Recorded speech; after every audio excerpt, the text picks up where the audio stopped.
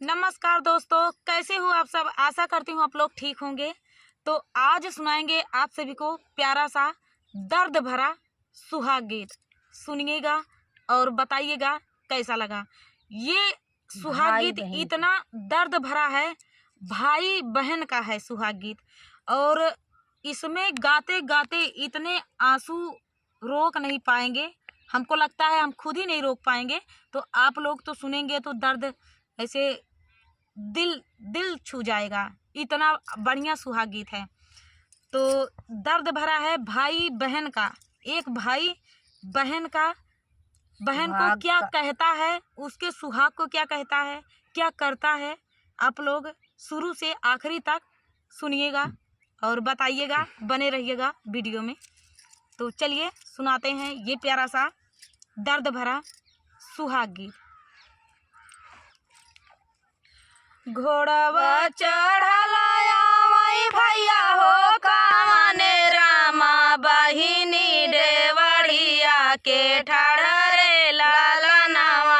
अरे बहिनी देवड़िया के ठाड़रे लाला नावा। घोड़वा चढ़लाया वही भैया हो काने रामा, बहिनी देवड़िया पठाड़रे लाला नावा। अरे बहिनी देवड़िया पे ठाड़रे लाला नावा। कहवा से भीगल भैया घोड़े कैला गमिया। अरे कहवा भीजल तालावर रे लाला नावा। अरे कहवा भीगेला तालावर रे लाला नावा। अरे कहवा पे भीगे भैया घोड़े कैला गमिया। अरे कहवा भीजेला तालावर रे लाला नावा। अरे कहवा भीगेला तालावर रे लाला नावा।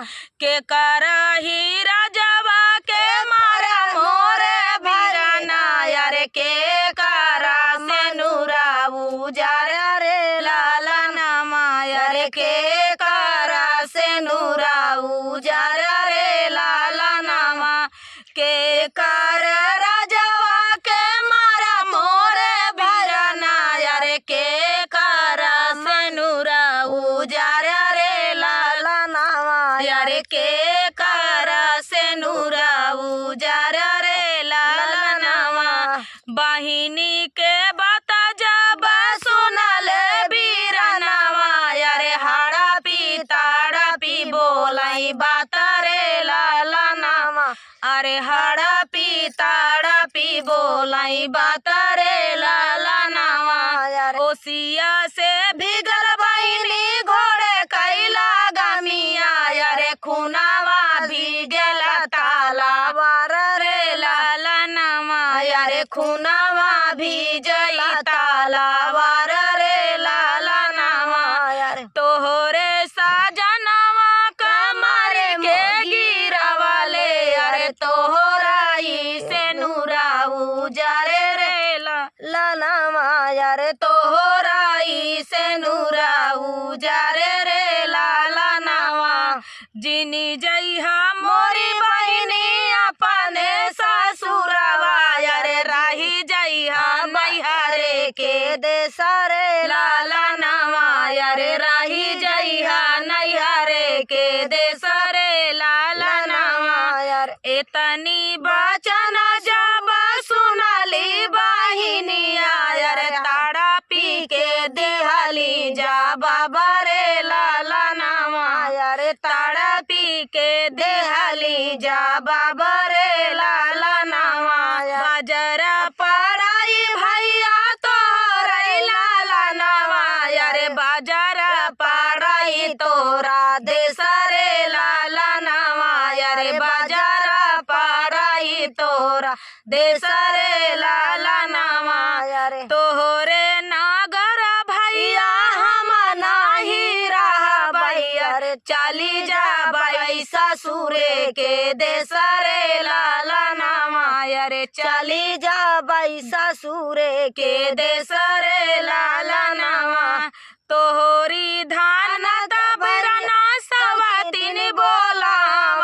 अरे चली जा भाई ससुरे के देश रे लाला नामा अरे चली जा भाई ससुरे के देश रे लाला लनवा यार तोहरी धान तबरना सवातिन बोला मैया रे बतिया सहल नाही जाई रे लाला नवा रे बतिया सहल नाही जाई रे लाला नवा अरे पूरा के बतिया मैं कही सुनी रे भैया रे नैहरे के बतना सहाई रे लाला अरे नैहरे के बतना सहाई रे लाला नवा देवरा के अपने मैलड़ी का खेलाऊ भैया रे ले भैया अपना दिनावा गुजार रे लाला नवा रे ले भैया अपन दिनावा